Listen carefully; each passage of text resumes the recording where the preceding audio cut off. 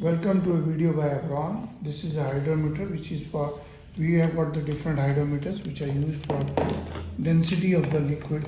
It may be water, petrol, diesel or milk or any other. This is Biome hydrometer with the value is 30 to 60 and it has a reading of 30 to 33. You can see that this value is from 30 to 33 and then it goes up to 60.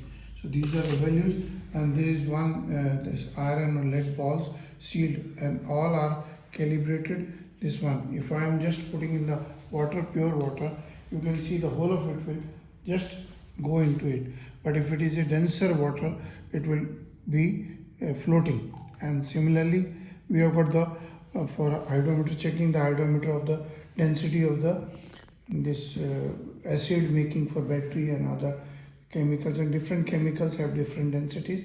So this is a very simple instrument for checking the humidity. Please visit the checking the density and viscosity, you can say. This is for Abron Exports. This is abron01@gmail.com and www.abronexports.com. These are my WhatsApp number 9416020018. Saksham Jain number is also there. These are all. Please visit the website and share the videos, and thank you very much.